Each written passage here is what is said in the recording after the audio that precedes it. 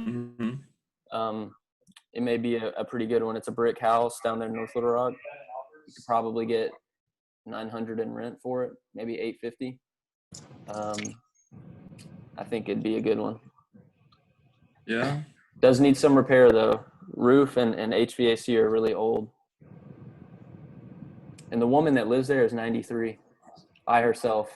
Oh, is this that house that pretty much turnkey one? Marvin? Nope. This is yeah. this is new lead that I got from my dials. Okay, nice. Well, I'll talk about that later, but off this recording. That's nice. Please share when it's ready. Absolutely. Is there any update on which one was it? 1818. Yeah, their lawyer advised them to not do business with us because of our contract. Oh wow. Yeah. That's bad. It is very. Can't you use me as direct sale or something? Well, maybe, but the thing was, I think I said, well, we can use a state contract and let's do the deal. And they said, no, she advised us against doing business with you guys. So would they sell it to directly me? Maybe. I can. Absolutely. And you will just get your commission and sell it to me. Well, that'd be illegal, David. I'd have to have the contract first. And then be able to sell it to you. Because I don't have. I will find a way to pay it back. Yeah. Okay. Well, maybe we can work something out, David. We'll see. Yeah. We'll see. I'll send them an email. Hey, I was thinking about another one that'd be good. That Marvin Street Forum, the turnkey that we sent to Matt. Yeah. Well, that's a cheap entry. Yeah, she is very stiff on her price at 40. I offered her 25 cash, closing in 7 days, and she said no way. So she's on long-term follow-up right now. Nice. But anyway. Well, we got a new member on the team who recently got a deal under contract, I believe. His name is David.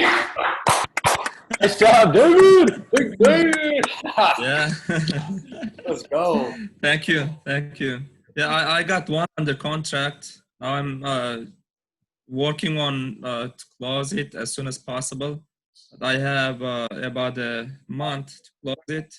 So I'm working on that, and we visited the property today with Chris. Overall, it's a good property, and Chris agreed on that. Yeah, no, it's a good property. A good deal. How did you find that deal? On that. Say it again. How did you find that deal? From Zillow initially, and through it was through Zoom. Zoom.com. Zome, ZOME. It's for properties that have been foreclosed on or bank owned. Okay. Yeah. Nice. Well, yeah, congrats on that. I'm glad you're taking action, because that's really what it boils down to. What we're speaking about is all foreign language to people who do not know. But the more you take those incremental steps towards doing so, you kind of get tossed in the ringer, and you get to see for yourself play out. And what better way to learn is when you're doing and not listening, and just doing in general. So definitely. That was a big step for me, because I thought about, giving up real estate and focusing on in other areas, It's like multiple times. Am I doing the right thing? It's a big risk, and it requires a lot of time. So, it wasn't an easy step for me, but it looks like I'll stay in real estate. Nice. Yeah. And one thing that I've been talking a lot to my other friends, people that just has a lot of money, but don't have the time, is you can become a passive investor and still receive the same benefits. You don't have to do the sweat and the legwork to go out and do the negotiation, the due diligence, all this and that and above. You can passively invest. And that's something that we're looking to provide to people like you and our friends and our network, is to come along with us. And that's just the way that we all scale together, and it alleviates your not you, just David, but anybody who's a professional to master their own craft and passively invest. So you'll get to see kind of the doing it yourself, the time involved, and then there may be another option down the road to where you can do that and see which one you favor. Yes, definitely. But if there are any opportunities like that, please share it with me. And even if I don't use it, I have friends who are looking for investments as well. Perfect. Yeah, we always got deals in the pipeline, and we always look to try to stay in them first, and we carefully cherry pick the ones to stay in. And when that point in time comes, we'll give our network a call and see who wants to ride the wave with us. Yeah, and also one thing to note too, David, is just as much as you're a buyer, we also have premium buyers that we funnel our deals to, because they're the A-list. We know they'll close in 7 days, pay cash, and it's a done deal. Those guys, all our deals have been flying off the shelves to them. And that's just because we know that they'll close. They offer us typically a competitive price. But that's not to say that we can't put something by you guys, especially since you have some friends that are looking to invest some money. There is a package of duplexes that we are looking at that could potentially be something, that's something that we'll have to go visit when that time comes, and we'll see what's what. So yeah, hey, now that I see Bronson back, I want to ask all three of y'all, how should we continue doing this and moving forward? Because ultimately we're really here to help you and also co-collaborate about deals together. So we don't want to just steer the ship and go in the wrong direction that you're not trying to go down. So feel free to speak and see what it is that we can better do on these meetings. While Chris is doing some juice-ski over there. I just need to grab a pen. So yeah, floor is open. Terry, David, and Big Bronze. How can we better direct this call moving forward weeks ahead? And also, Chris and I talked about you guys bringing more deals for it to even be worth this call in general. Well, we just don't want to be spinning our wheels doing something that we think, but might not be what you guys need. So what we think is necessary, but maybe you guys are looking for something maybe more specific. Like David, as an example, you have a deal under contract, so maybe you have specific questions. But if I'm educating you on an owner finance thing, that's not helping you with your deal. So we don't want to lead you guys in the wrong direction to take away from what your focus should be at the moment. And, we want to kind of open the floor to get some feedback from you guys to see what it is exactly that you guys want to see, so that whenever we're showing up here, we're giving value, but you guys are also receiving the value. So just want to kind of open it up for that conversation. Bronson, I'll call on you first. Yep. So I was about to bring this up. So there's always topics we can discuss, right? But the more beneficial stuff also is whenever somebody has something going on, especially deals, and we just talk about it, whether it's Chris's 40-unit complex, like the backstory and how all that worked, how it all came together. But yeah, just like, I don't know, just kind of whenever like different, because things pop into my head. So like you guys gave us, like some homework. I know you sent us like the goals and stuff like that. Maybe that could be a good thing also, but like there's some things on there that, I like to talk about, and then next week it might be totally different. So I don't know if like every week we either do a call like this and just have like a general topic on, how to value real estate. I know we already talked about that, but like something different, how to find different partners within the area for financing or something like that. But that's a route I was going to go. Or weekly updates if we have deals, and we could just discuss and talk about and get you guys' thoughts on it. But yeah, like for me, like I wanted to talk about how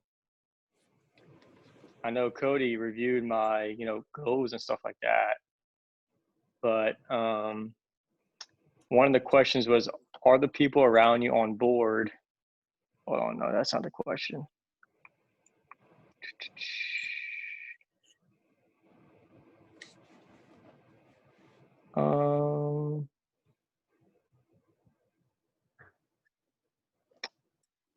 Seek opportunities to receive feedback.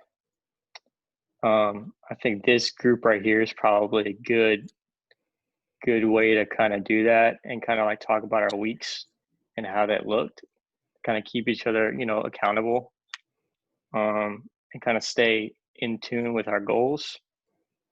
One thing I want to talk about, I did mention I like to talk about a possible partner and kind of want to feedback on thoughts. So I have a buddy in Dallas, right? And he wants to invest in, he wants a house, okay? And he doesn't know shit about real estate. He don't really care about learning it. But he used to be a subcontractor for, so he knows how to build, he knows how to do repairs. He knows how to manage stuff like that, but he doesn't really give a damn about, the financing piece, like how that all works. Right. I trust the guy. Then again, it's like, how do you look at potential partners? Like you and Cody and Chris, how did you guys kind of know, okay, this is us two are, really compatible to be, partners for like moving forward? Our story is not common for people just to join partnerships. We kind of just jumped in the deep end right away with no life jackets. A lot of times if you're starting like yourself, like you and David and Terry, just all solos, you feel that it's forceful to find a partner, like, oh, should I partner with him? It's kind of give or take there. And it all just naturally unfolds. You got to see, what do you bring to the table? What do they bring? If you're going on a canoe trip for the weekend, somebody's got to bring the canoe. Somebody's got to bring the paddles, the life jackets. Maybe somebody's the direct source to the entry point to the river. But you're not just going to have somebody show up on the boat and not bring anything to the party. You see what I'm saying? So some skill has got to be brought, whether it's time, money, sweat, equity, whatever it may be, managing, sourcing the deal. Somebody fits somewhere. Like if you're a GM of a baseball team, you got to have 9 positions on the field. You got to be in one of those positions, whether it's you or him. So there's no right or wrong way to form a partnership. And I'll let Chris speak on this after this. He may have a different angle, but it all just kind of flows naturally. And do what you can do, whether it's you're looking for deals or somebody comes to you with a deal. Then you got to see, where do you fit? Are you the money guy, or are you finding the deal and going to then go raise the money? Yeah, I agree with Cody. A lot of it is what value do you bring? What value does he bring to the deal? And also, one of the things that you do want to make sure of is, I would say, to what capacity is the value that you are bringing. So, for example, you want it to be a win-win for both sides, but if he's doing very minimal work and you're doing a lot of the legwork, like finding the deal, financing the deal, and all he's doing is the sweat, he may not be eligible for 50%. That's up to you to decide, and up to you to command that conversation to say, hey, look, I'm doing all of this work to bring the deal, which is the hardest part, and you're just doing the sweat, and managing it thereafter. So maybe it's a partner, and he may be a small equitable partner, and then you pay him a management fee or something. So like, there's a lot of ways you can structure it. And then one of the other things that I'll mention too is you don't necessarily want to be completely locked in with that person. So I would suggest, if you're partnering with somebody, do an LLC partnership where, you have an LLC, he has an LLC, and you guys partner, with a property, instead of joining one LLC together. Because that way it's just easier if you wanted to ever buy him out, if he ever wanted to buy you out. So that's what I would recommend. And a lot of it too is your judgment. Like, what's your gut feeling? If you had to trust this guy with the house by himself, let's say it's in Dallas, and you're here, you can't go down for a month. Can you trust him to get the work done that he says he's going to do? And how can you monitor that progress? Yeah. So, I trust the guy on that aspect. He texted me today, let's set up an LLC, 50-50 owner on the LLC. So I'm glad you brought it up. He has his own LLC. I just get my own LLC and we just go 50-50 that way. The guy's a big gambler. I mean, I know Cody, you like to gamble, but this dude fucking gambles. So, that's kind of the thing that's kind of holding me up. The attractive piece on it is because he knows so many people to get, any repairs needed. He has cash, he has capital to put the 20% down if needed. So we don't have to go, for, financing elsewhere for that. Let me I ask just didn't want to top.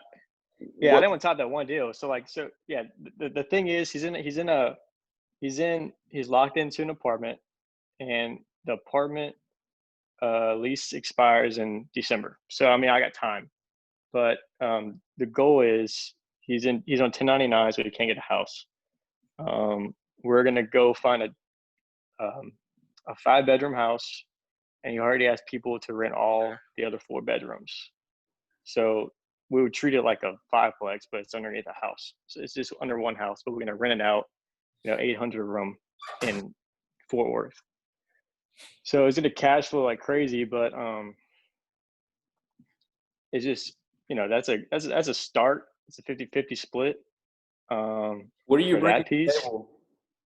I'm the ones who be finding the deals. I'm the ones who do like figuring out all the financing. You got to stuff. go find the deal, and he's funding the deal. Correct. Yeah. Perfect. So he fund and since he happens to be down there, normally the person who funds the deal does not do the work either, and unless it's mutual amongst the operating agreement. Yeah. He doesn't want to pay rent, so that's his thing. Like he's trying to make it to where like he doesn't have to pay any rent, and you fund the deal and property manage the deal. And so you come in then just finding the deal, and that's it. Well, I would have equity in the property, and so we're going to do this. So if all 5 of them pay rent, including him, then with two of the rooms are going to pay the mortgage and taxes. So the other 3 tenants, him and 2 other people, that's all extra cash flow. I told him he needs to pay rent up until we get enough reserves comfortable enough to just start paying ourselves. So then he would just stop paying rent, and I would get the other person's share in the other person's share to cover my rent, and then the other $800 would just build up. All right, so let me ask you this, because we are on time crunch, and you're kind of getting a little too deep in the weeds, but at a high level, what's the hang up? His rent. I want him in the house.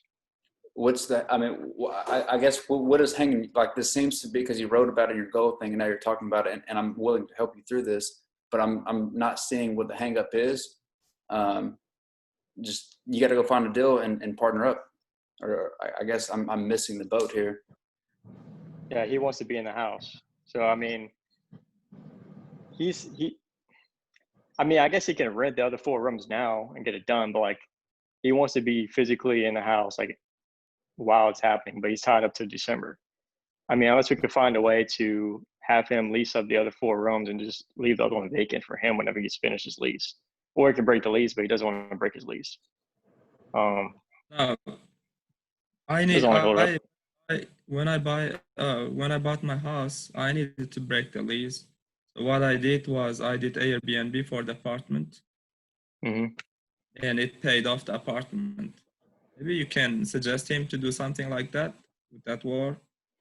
Yeah, that's actually a good idea. Like, do it that way until December, and just do it that way. Yeah. Or there is sublease contracts where you lease it to somebody else for a remainder of the time. That might work too, if that is on the thing you guys have.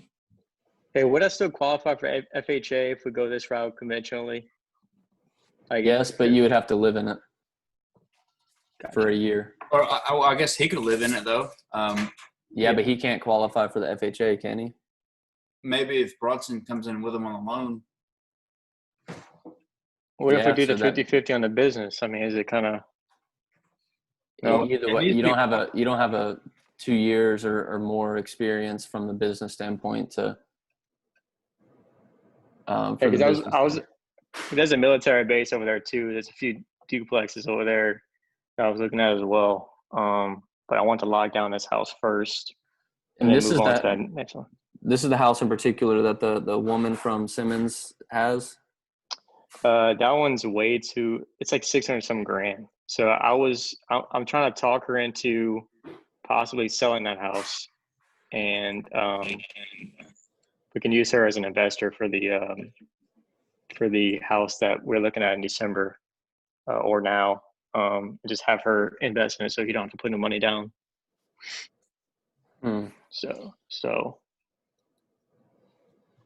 I'm not sure how Dallas is going to get hit. I just don't want to worry about that right now. If we need to refinance it to pay her out, I don't think she would require a balloon payment early. I think she said 5 years. She's good with the hold for.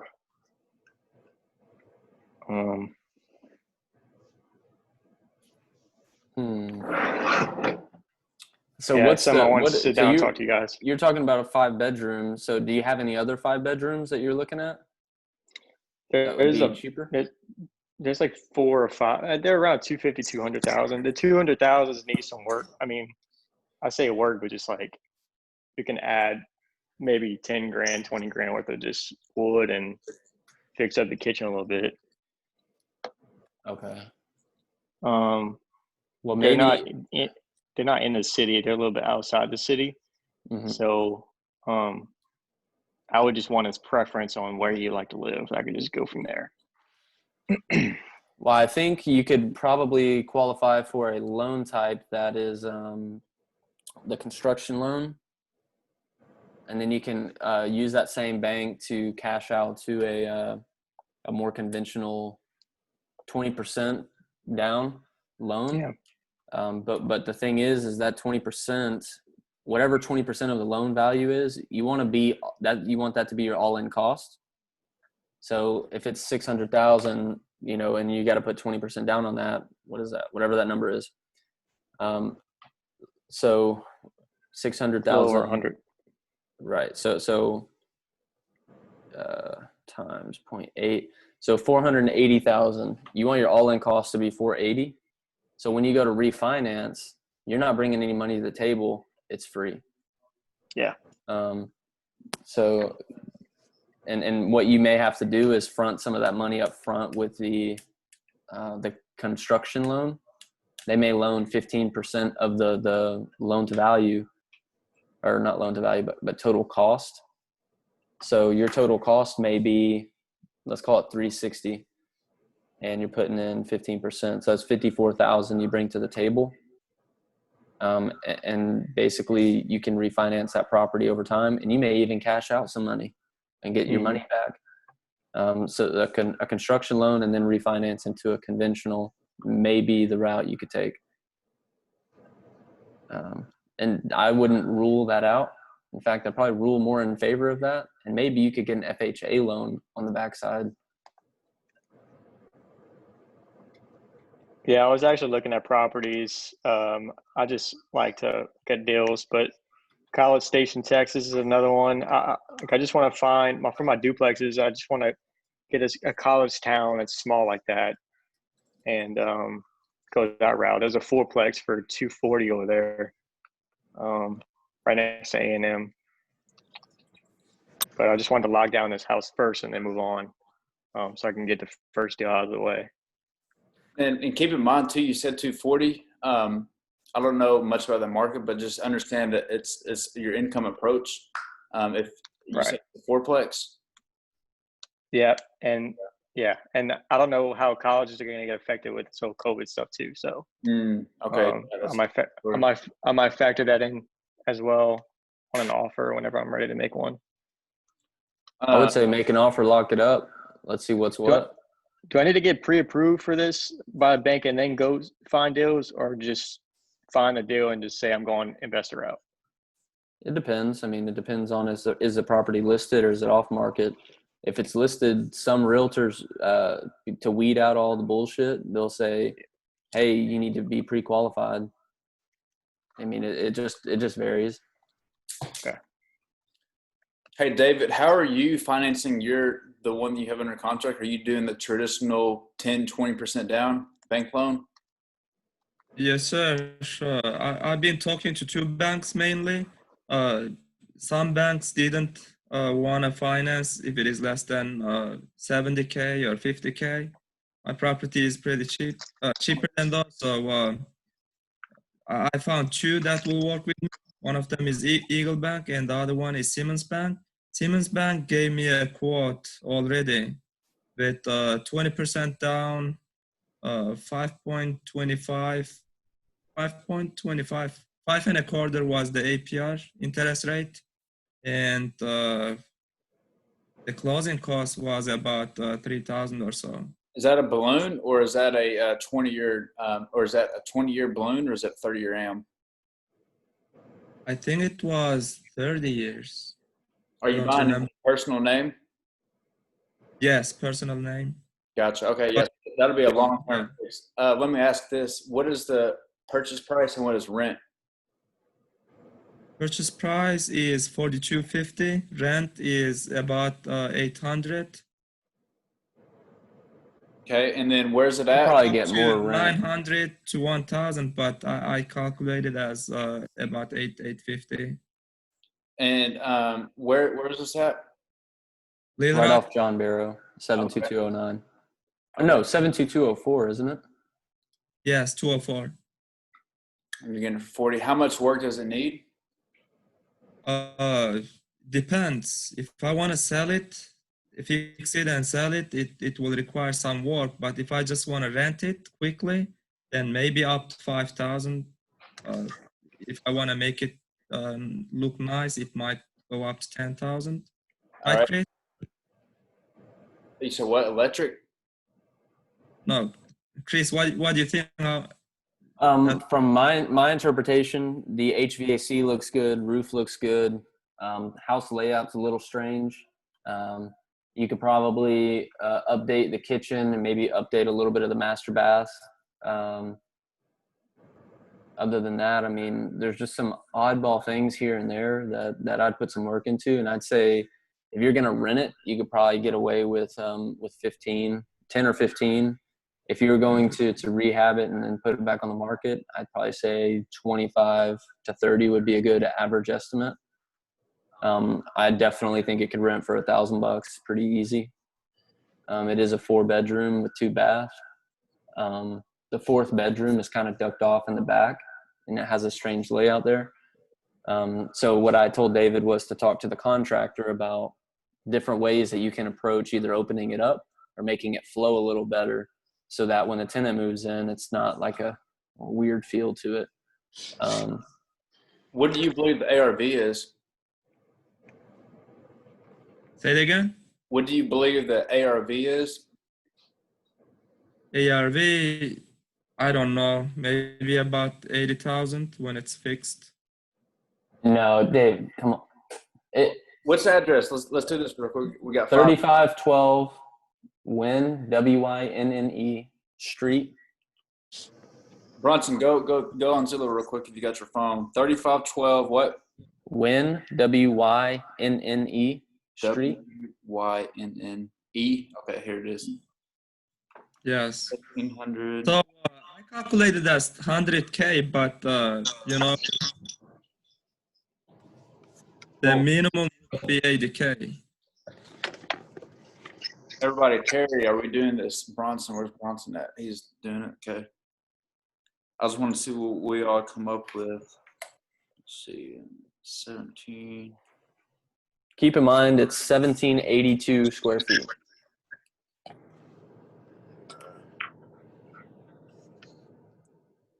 And also, while you guys are running this, David also got the lot next door included in it. So I was telling him he does have an option to parcel it off and actually sell that lot to someone to build a house on. Nice. Okay. Okay. Well, can I get the address? I checked that. It's a double lot. Yeah. Okay. Terry, it's 3512 Wynne, Wynne Street. Okay. 35, 12, 14.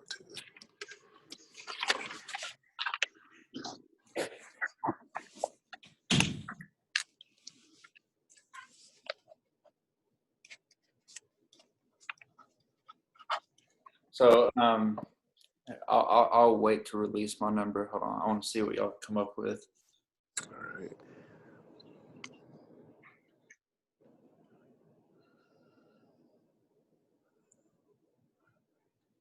I mean, there was a brick house for 110, but it looks like a brand new home though. Let's see.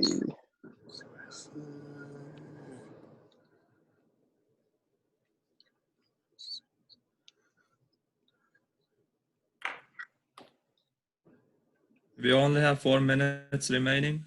Should we extend the time or How much you bought it for? 4250? So I'll cut to the chase. I'm looking at two comps. One's 100,000, one's 126. The 126 is fully renovated, and that is sold at 81 a foot. But that was 1,500 square feet, so it's inverse. So the more square footage, the lower that's going to come. And remember that top is 81, so we would need to lower that some. And there's another one up the street for 100,000.